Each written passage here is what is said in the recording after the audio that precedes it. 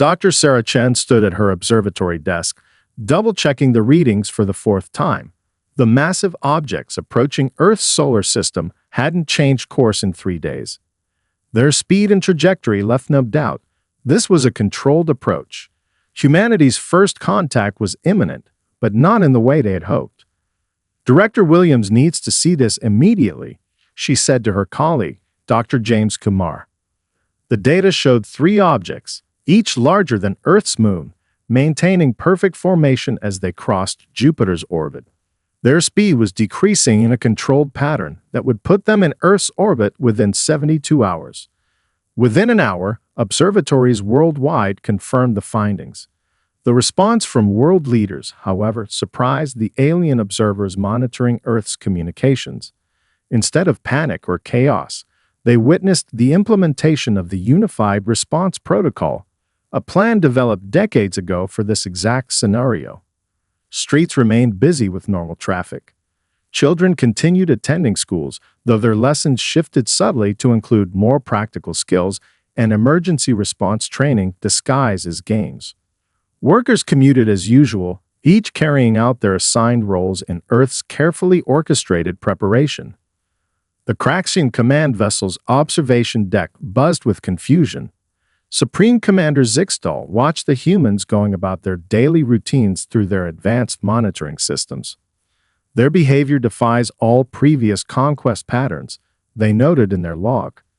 Either they are too primitive to understand their situation, or they left the thought unfinished. In Washington, D.C., New Delhi, Beijing, Moscow, and every major capital, underground command centers hummed with activity. General Maria Rodriguez, the head of Earth's Unified Defense Command, reviewed the latest satellite data. The alien vessels had passed Mars, their massive forms now visible to Earth's more powerful telescopes. "Status report," she commanded, her voice calm and measured. "All major cities report Phase 1 completion," her aide responded. "Civilian infrastructure is ready for transition. Military assets are in position, but maintaining normal patrol patterns. Space-based early warning systems are tracking 3 primary vessels and 12 smaller support craft." The general nodded, watching as green status indicators filled her global display. Humanity had spent 50 years preparing for this possibility. Since the first mysterious signals were detected coming from the direction of Proxima Centauri, Earth's nations had quietly worked together, developing technologies and strategies for every possible first contact scenario, including hostile ones. In orbit, the International Space Station continued its normal operations, though its crew had already activated the station's experimental shield system. The technology, developed through international cooperation, remained invisible and dormant, waiting for the signal to engage. As the alien ships entered the inner solar system, Earth's population continued their daily lives with remarkable composure. In Tokyo, students attended their classes, unaware that their school's basement contained emergency supplies and advanced communication equipment. In London, underground stations served their usual crowds of commuters while doubling as hardened shelters. In Rio de Janeiro, delivery drivers completed their routes, each one a trained observer in the global monitoring network. The Craxians' initial scans of Earth revealed a planet that appeared remarkably unchanged by the knowledge of their approach. Their predictive algorithms suggested a 98% probability that this indicated a primitive civilization unable to comprehend the threat. Yet something in the data troubled their analysts, subtle patterns of movement and energy usage that didn't quite match their expected scenarios.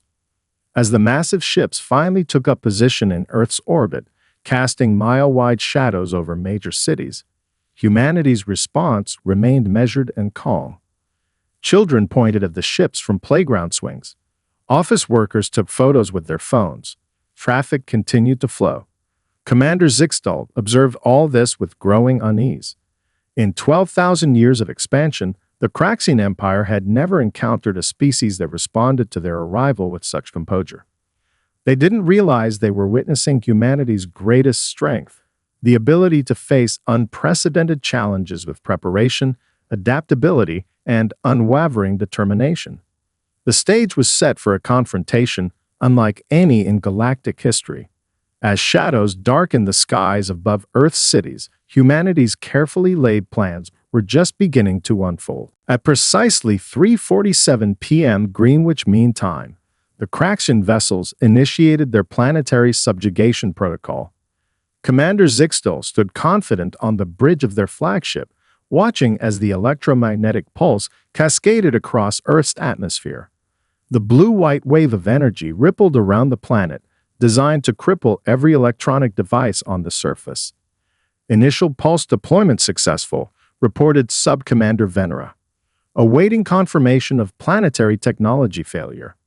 In the depths of NORAD's command center, General Rodriguez watched the wave approach on specialized displays. She allowed herself a small smile as she pressed the button on her desk. Initiate Response Protocol Delta. All stations activate hardened systems. Across the globe, a remarkable transformation took place. As the alien pulse washed over cities, primary power grids went dark, exactly as the Craxians expected. But what happened next defied their centuries of conquest experience. In New York, subway trains smoothly transitioned to secondary power systems, continuing their routes without interruption.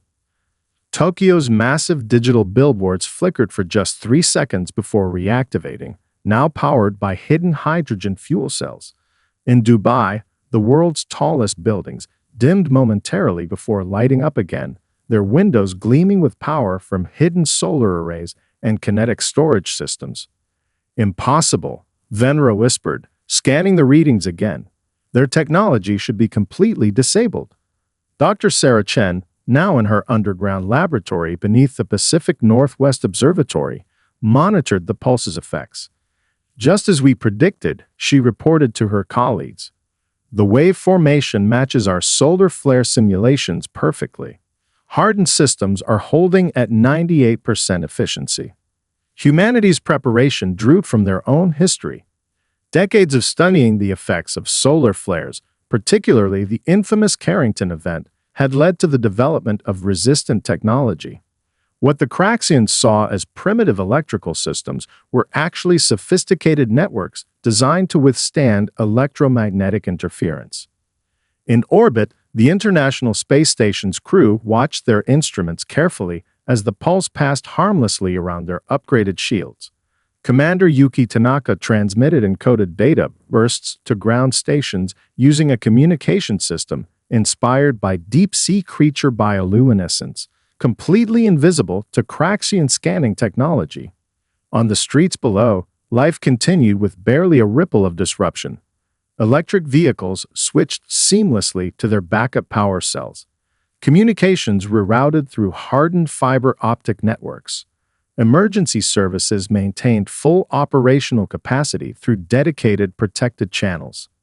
The Craxian command center erupted in confusion. Their scans showed major power stations offline, yet cities continued to function. Thermal imaging revealed heat signatures of active technology throughout the target zones, but their energy signatures didn't match any patterns in the vast Craxian database. Launch secondary pulse sequence, Commander Zixtel ordered, their voice carrying an edge of uncertainty. 3 more waves of electromagnetic energy swept the planet, each more powerful than the last. Each time, Earth's response remained the same, a brief flicker followed by steady operation. In her command center, General Rodriguez coordinated with global defense networks. Phase 2 completion at 97%, her systems reported. Minimal disruption to civilian infrastructure. Military capabilities at full strength and undetected. The Craxians' most sophisticated scanning equipment detected something they'd never encountered before. A planet-wide network of interconnected backup systems, each operating independently yet part of a greater whole. Human engineers had created redundancy upon redundancy, learning from every natural disaster and power failure in their history. As the alien command staff struggled to understand their failure, Dr. James Kumar made a final note in his observatory log.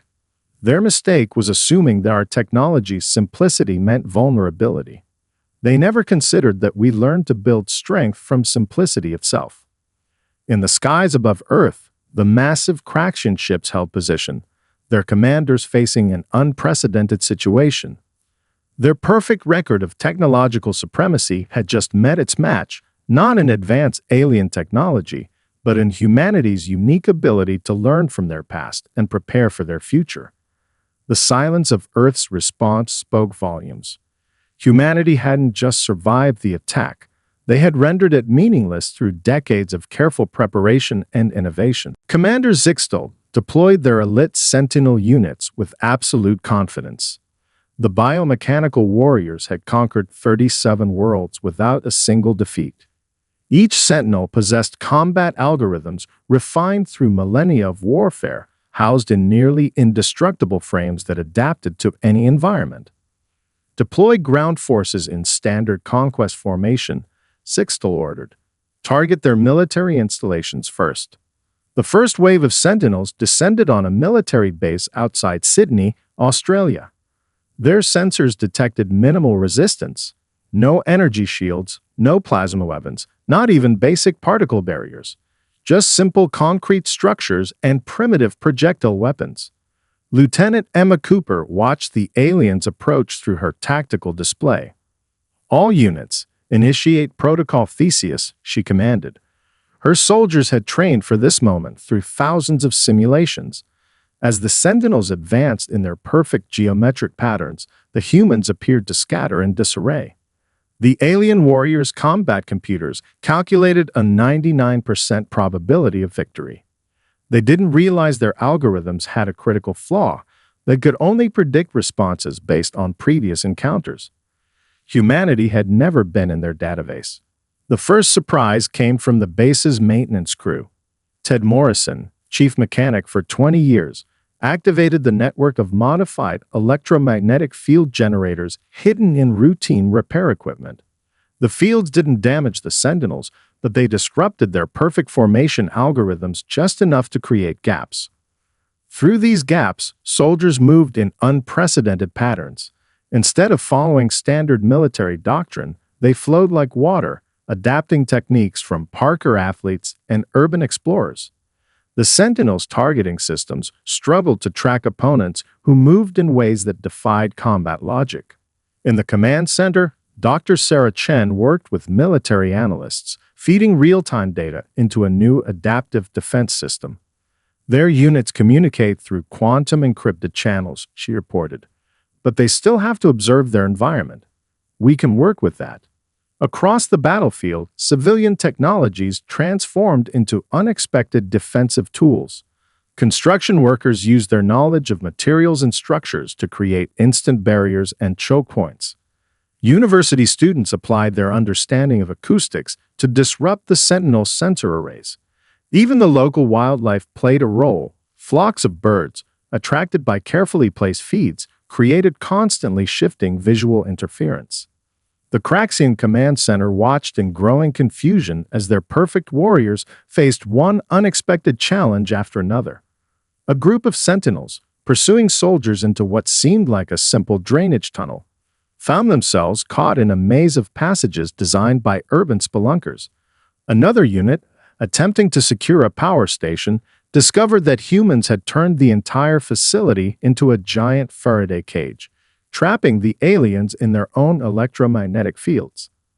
Their strategies make no sense, Sub-Commander Venra reported, frustration evident in their voice. Every time our units adapt to one tactic, they switch to something completely different. There's no pattern to predict. General Rodriguez monitored the global response from her command center. Similar scenarios played out at every engagement point. In Russia, Arctic warfare specialists used their knowledge of extreme environments to create temperature traps. In Brazil, rainforest experts guided units through impossible terrain. In Egypt, desert tactical teams used ancient knowledge of dune warfare to outmaneuver the technically superior forces. The Sentinel unit's greatest strength, their rigid adherence to perfect combat algorithms, became their critical weakness. They couldn't compute responses fast enough to match human creativity. Every solution they developed was already obsolete by the time they implemented it. Dr. James Kumar, analyzing the battle data, noted an incredible pattern. They're not just fighting us, he observed. They're teaching us.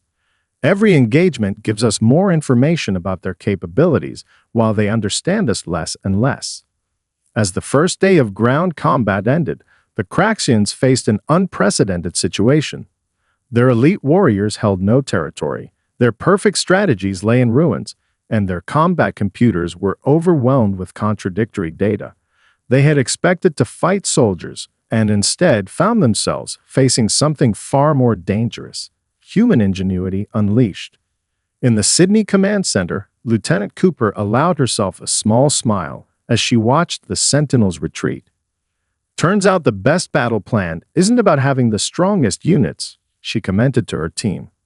It's about having the most adaptable minds. Maya Patel had driven a delivery truck through Mumbai's winding streets for 15 years. Now, as she navigated her vehicle through the narrow lanes of the ancient city, her knowledge served a different purpose. Behind her, 3 Craxian pursuit vehicles struggled to follow, their advanced navigation systems confused by the chaotic layout of the old city. Taking Route 7, she reported calmly into her communication device. Heading toward the textile district, her years of finding shortcuts and avoiding traffic jams had become invaluable tactical knowledge. The alien vehicles, designed for efficient straight-line pursuit, couldn't match her understanding of the city's organic flow. In the Mumbai Defense Coordination Center, Urban Planning Director Raj Sharma watched multiple similar scenarios unfold across the city. Our street network isn't a weakness, he explained to the military commanders. It's a maze that only we know how to navigate properly. The Craxian command vessels hovering above Earth's cities faced an unexpected challenge. Their advanced urban warfare protocols, designed for the geometric precision of alien metropolises, proved nearly useless in human cities that had grown organically over centuries. In Rome, Italian traffic controllers turned their expertise to military use. They coordinated with local drivers to create seemingly random traffic patterns that trapped alien ground forces in gridlock while allowing resistance forces to move freely through ancient side streets and underground passages. These primitives are using their own traffic congestion as a weapon, Sub-Commander Venera reported in frustration.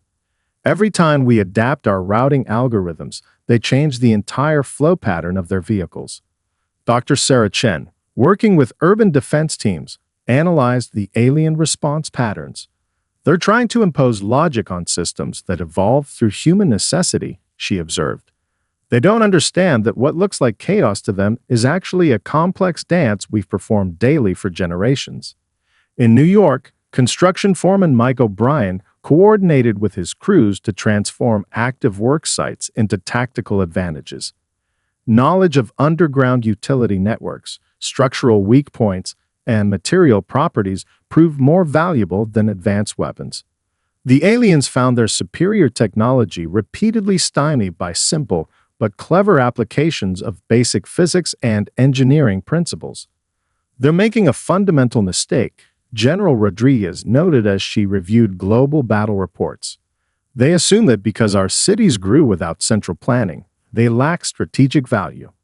They don't realize that every awkward intersection and cramped alley represents centuries of human adaptation. The Craxian Sentinels, designed for optimal combat efficiency, found themselves repeatedly outmaneuvered by local knowledge. In Paris, subway workers used their intimate understanding of the city's underground network to appear and disappear at will. In Tokyo, delivery cyclists slipped through gaps between buildings that didn't even register on alien scanners. Maya's truck reached the textile district, where narrow lanes twisted between ancient buildings. Behind her, one alien vehicle attempted to take a shortcut through what its sensors indicated was an open space. Instead, it found itself trapped in a dead end that had confused first-time visitors for centuries. The city itself fights with us, Mina transmitted as she completed her route, leading the remaining pursuers into a prepared trap. The alien vehicles, attempting to follow her exact path, found themselves caught in a classic traffic pattern that every Mumbai driver learned to avoid in their first week. In orbit, Commander Zixtal received increasingly desperate reports from ground forces. Their sophisticated combat units were being systematically trapped and isolated by tactics that defied military logic. Humans weren't just using their cities for cover, they were wielding their entire urban environment as a weapon. Professor James Kumar, analyzing battle data from his underground lab, made an interesting observation. Every city is teaching us something new about alien capabilities, he noted, and every lesson we learn spreads instantly through our global network, while they keep trying to find one solution that works everywhere. As the fourth day of urban combat ended, the Craxians faced a startling realization. They hadn't just failed to capture Earth's cities, they had lost much of their deployed force to what appeared to be primitive infrastructure and traffic patterns. What looked like urban planning failures to their analytical minds were actually complex defensive systems refined by generations of human experience. Perhaps, Maya mused as she parked her truck in a hidden depot, the best defense isn't a perfect plan, but a million small adaptations built up over time. In the thin air of the Peruvian Andes, Elena Human smiled as she watched the Craxian sensors struggle with the high-altitude conditions. Her family had lived in these mountains for generations, and she knew every trick of survival at 14,000 feet above sea level. The alien ground forces, despite their advanced technology, found themselves gasping in the thin atmosphere their combat suits hadn't properly adjusted for.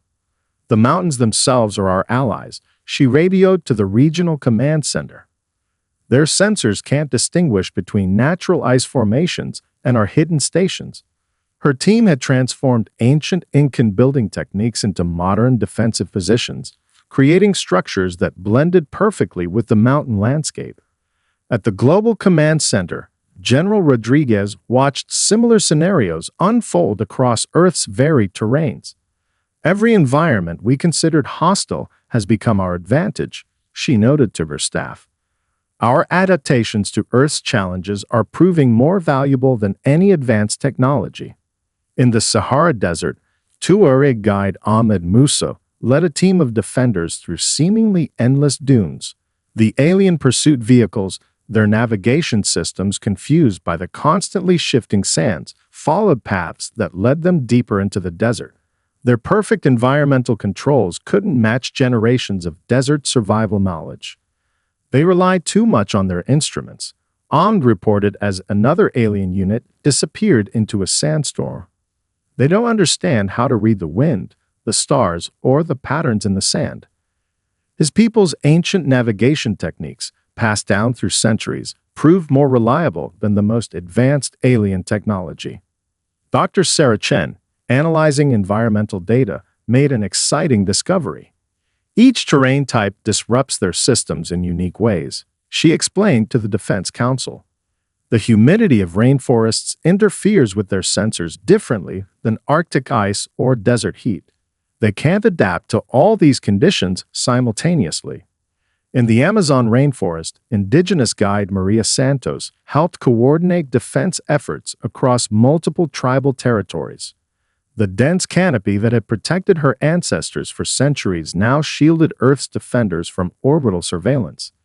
The Craxians' attempts to track movement through the jungle were thwarted by centuries-old hunting techniques combined with modern tactical knowledge. The forest speaks to those who know how to listen, Maria transmitted as her team led another alien unit into a natural trap. They think technology can overcome any obstacle, but they don't understand that true mastery comes from generations of learning. Commander Zixtal received increasingly frustrated reports from their ground forces. Each environmental challenge required different equipment modifications, but humans seemed to switch effortlessly between terrain types. Their adaptation protocols, designed for uniform planetary conditions, couldn't keep pace with Earth's environmental diversity. In northern Canada, Inuit hunter Daniel Kamanik used traditional weather reading skills to predict and exploit changing Arctic conditions. His team's knowledge of ice formations and wildlife patterns turned the harsh environment into an insurmountable challenge for the alien forces. Our ancestors learned to thrive here through observation and adaptation, Daniel explained as he guided a rescue team through a blizzard that had trapped an alien unit.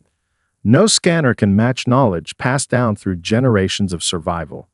Professor Kumar, coordinating with environmental defense teams worldwide, noticed a pattern. Every environment has its own rhythm, he observed. Our defenders don't just occupy these spaces, they move in harmony with them. The aliens are trying to impose their will on nature instead of working with it. Sub-Commander Venera struggled to explain their failures to the Craxian High Command. These humans don't just inhabit different environments, they reported. They become part of them. Each terrain type reveals new capabilities we didn't expect them to possess. As the fifth day of combat ended, the Craxians faced a humbling reality. Their one-size-fits-all approach to planetary conquest had met its match in Earth's environmental diversity. What they saw as primitive adaptation was actually a complex symphony of human knowledge, each piece perfectly tuned to its local conditions. In her mountain outpost, Elena watched the sunset paint the peaks in brilliant colors. Our strength isn't in dominating our environment, she mused, but in learning to dance with it. Dr. Sarah Chen stared at her computer screen, her eyes wide with realization. The pattern in the alien shield harmonics had been there all along, hidden in plain sight. She quickly called her team together in the underground laboratory beneath the Pacific Northwest Observatory. Look at the wave formations, she pointed to the oscillating patterns on her display. Their shield technology doesn't just block attacks, it resonates with them. Every impact creates a specific harmonic response. Her fingers flew across the keyboard, bringing up comparison data from the past 5 days of combat. Professor Kumar leaned forward, his coffee forgotten in his hand. It's like a musical instrument, he whispered. Every shield impact creates a specific frequency pattern, just like striking a bell. The team had been analyzing alien technology nonstop since the invasion began, gathering data from every engagement. In the adjacent room, Dr. Lisa Wong, an expert in wave physics, was already running simulations. Their shields are incredibly advanced, she reported, but they still follow basic wave mechanics. Every system has a natural frequency, even alien ones. General Rodriguez listened to their explanation via secure channel from her command center. Can we use this? She asked, her voice carrying both hope and skepticism.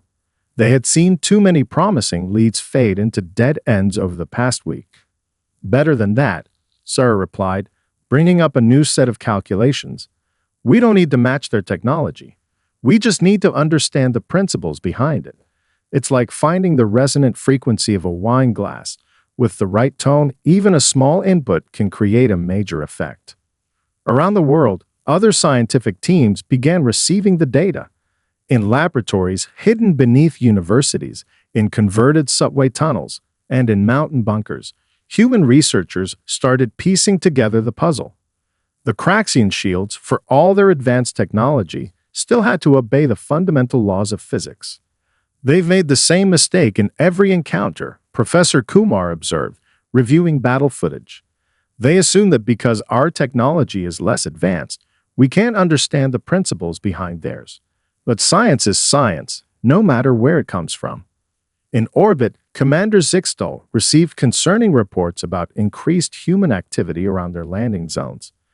Their sensors detected unusual energy patterns, but the readings made no sense. The power levels were far too low to pose any threat to their shields. Sarah's team worked through the night, collaborating with scientists worldwide. Teams in India contributed their expertise in wave mathematics. Japanese researchers added insights from their work with harmonics. Brazilian engineers provided practical applications from their study of vibration mechanics. It's ready, Sarah announced as dawn broke over the Pacific. The device on their testing table looked deceptively simple, a combination of Earth-based technologies arranged in a precise configuration. We're not trying to overpower their shields. We're going to make them resonate themselves apart. The first test took place at a small landing site in the Australian outback. A single Craxian scout ship hovered above the red Earth, its shields glowing with seemingly impenetrable energy. The human device, no larger than a car battery, powered up with a gentle hum. Sub-Commander Venera's sensors registered the energy pulse as negligible, barely worth noting. Then their shield harmonics began to shift. The change was subtle at first, like a guitar string slightly out of tune.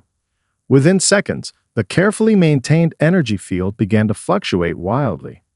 The shields aren't failing, Lisa observed, watching the data stream in. They're being transformed by their own resonant frequencies. Every adjustment they make just adds to the harmonic cascade. The Craxian ship's shields didn't collapse. They dissolved, their energy dispersing in a spectacular display of light and sound. The alien crew, trained to expect overwhelming force, found themselves defenseless before what appeared to be a simple pulse of energy. Across the globe, scientific teams began replicating the device. Each one was built from readily available Earth technology, arranged according to their new understanding of wave mechanics. The Craxian's most powerful defense, developed over millennia, had been undone not by superior technology, but by human understanding of basic physical principles. In her lab, Sarah watched the results pour in from test sites worldwide. Sometimes, she said to her team, the greatest breakthrough isn't in creating new technology, but in truly understanding the old. The rising sun painted the sky in brilliant colors as General Rodriguez surveyed the global tactical display. Green indicators blinked across every continent, signaling readiness. After 6 days of defensive operations, Earth was prepared to launch its first coordinated counterattack. All command centers, report status, she ordered, her voice calm despite the historic moment. The responses came in quick succession from every major region. Asia Command, ready. European Defense, standing by. African Coalition, prepared. America's Joint Command, in position. Pacific Alliance, awaiting signal. Dr. Sarah Chen monitored the shield resonance devices from her laboratory. The initial prototypes had evolved rapidly through global collaboration. Solar farms now powered arrays of resonators, while weather stations doubled as early warning systems. What had begun as a simple discovery had transformed into a planet-wide defense network. Remember, Sarah broadcast to all technical teams, we're not just using their technology, we're improving it. Every principle we've learned is being adapted to work with Earth's existing infrastructure. Commander Zixtel paced nervously on their flagship's bridge. The loss of their shield advantage had shaken the Craxian command structure. Their sensors detected unusual energy signatures from every human population center, but the patterns defied analysis. They've modified their planetary power grid. Sub-Commander Venera reported with growing concern. But the energy readings don't match any known weapons technology. The counterattack began at dawn over Sydney. Maya Patel, now coordinating with Australian transport networks, watched as modified resonator arrays activated throughout the city. The devices, powered by a combination of solar farms and kinetic generators, created a web of interactive frequencies that turned the city's electrical grid into one massive shield disruptor. This is what they never understood. Maya transmitted as the first wave of alien ships lost their protective fields. Every delivery route, every power line, every traffic pattern, they're all part of one connected system. We didn't build new weapons, we turned our entire infrastructure into one. Across the globe, similar scenes unfolded. In Moscow, the subway system's power network channeled resonator energy throughout the city. Rio de Janeiro's solar arrays, synchronized with their new understanding of alien shield harmonics, created protective zones that alien weapons couldn't penetrate. Professor Kumar coordinated with global research teams as they gathered data from each engagement. Their mistake was thinking we would try to copy their technology, he observed. Instead, we're transforming it into something new, something that works with our existing systems. The Craxian fleet found itself facing an unprecedented situation. Their ships, designed to project power down onto planetary surfaces, now faced resistance rising up from every direction. Human cities had become more than battlegrounds. They were now active participants in their own defense. Elena Human, directing operations from her mountain station in the Andes, watched as modified weather monitoring equipment tracked alien ship movements through the clouds. "We're not fighting their technology," she transmitted. "We're dancing with it, adapting it to our rhythm rather than copying theirs." In orbit, the International Space Station activated its enhanced systems. Commander Yuki Tanaka coordinated with ground stations as the station's new shield technology, based on their understanding of Craxian principles but powered by solar arrays, created safe corridors for Earth's spacecraft. "Launch the reclamation vehicles," General Rodriguez ordered. Teams of engineers, protected by their adapted shield technology, began approaching disabled alien craft. Rather than destroying the vessels, they started the process of understanding and adapting the technology within. Sarah's team monitored the global effort from their laboratory. "Every piece of alien technology we secure teaches us something new," she reported. "But more importantly, it shows us how to make it work better by doing it our way." As the seventh day of the conflict neared its end, the Craxian command faced a startling reality. Their technology, refined over millennia, was being rapidly transformed by human innovation. Each adaptation spread quickly through Earth's global network, creating an ever-evolving defense system that grew stronger with every engagement. The key was never in the technology itself, Sarah explained to her team as they watched the aliens retreat from another failed attack. It was in understanding the principles behind it and finding our own way to use them. Commander Zixtol stood motionless on the bridge of their flagship, watching Earth's blue sphere rotate peacefully below. After 8 days of continuous combat, the Craxian Empire had experienced something entirely new: defeat. But more than that, they had gained understanding. "Prepare the final report for the Imperial Council," they ordered, their voice carrying a note of respect that surprised their crew. "The humans must be understood, not conquered." In her underground laboratory, Dr. Sarah Chen reviewed the data from the final engagements. The Craxian retreat hadn't been a chaotic rout, but rather a careful withdrawal. Their remaining ships maintained perfect formation as they broke orbit, broadcasting a clear message on all frequencies. "We seek to learn. They finally understand," Sarah said to Professor Kumar as they watched the alien fleet move past the moon's orbit. Their technology wasn't flawed. Their perspective was. They saw differences as weaknesses rather than strengths. General Rodriguez coordinated with global command centers as they monitored the withdrawal. Every major city reported the same pattern: alien forces disengaging systematically, leaving behind not destruction but data broadcasts.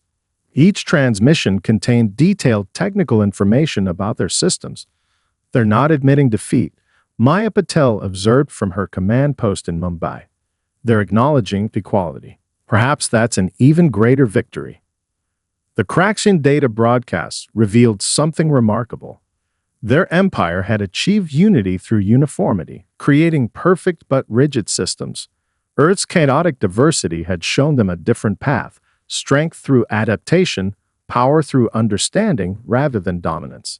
Elena Holman, still at her mountain station, translated some of the alien technical documents. "They're not just sharing technology," she reported. "They're asking questions about how we live, how we adapt, how we turn our differences into advantages." In orbit, Commander Yuki Tanaka received the final transmission from the Craxian flagship. "Your world has taught us that true advancement comes not from perfecting one system, but from understanding many. We leave not as conquered foes, but as humble students." Professor Kumar gathered with scientific teams worldwide via holographic conference. The alien data revealed technologies centuries ahead of Earth's current capabilities, but more importantly, it showed how those technologies could be improved through human innovation and adaptation. "They built perfect machines," he explained to the Global Science Council. "We showed them how to make those machines better by making them more flexible, more adaptive, more human. The Craxian retreat past Jupiter's orbit, their ship's energy signatures fading but their message remaining clear. Sub-Commander Venera sent one final personal transmission to Earth's defenders. In seeking to teach you our ways, we learned the greater value of yours. Dr. Sarah Chen, working with her global research team, began cataloging the lessons learned from the conflict. The Craxians came looking for another conquest, she noted in her report. Instead, they found a mirror that showed them the limitations of their own perfection. As the alien fleet disappeared from Earth's most powerful telescopes, General Rodriguez received unanimous reports from planetary defense stations. The Craxians have left something behind at each major engagement site: detailed technical schematics, cultural databases, and historical records from their thousand-world empire. They came to conquer, she observed to her staff, but left as teachers and students. Maya, walking through Mumbai's bustling streets as life returned to normal, smiled at the sight of children playing near a deactivated alien sensor array. Our cities remain unplanned, our systems seemingly chaotic, our methods wildly diverse, she transmitted to Global Command, and that's exactly why we prevailed. In their final transmission, Commander Zixtel addressed Earth's United Defense Council. We sought to teach order to chaos, only to learn that what we saw as chaos was actually a more complex form of order. Your world's greatest strength lies not in technology or military might, but in your endless capacity to adapt, to innovate, and to grow stronger through diversity. As the sun set on humanity's first interstellar conflict, Dr. Chen made the final entry in her research log. Today marks not an ending, but a beginning. We've proven that humanity's greatest power lies not in conquering the stars, but in understanding them. And in doing so, we've gained not just victory, but something far more valuable: recognition among the stars not as conquerors or subjects, but as teachers of a profound truth. True strength lies in understanding, adaptation, and the courage to remain uniquely ourselves.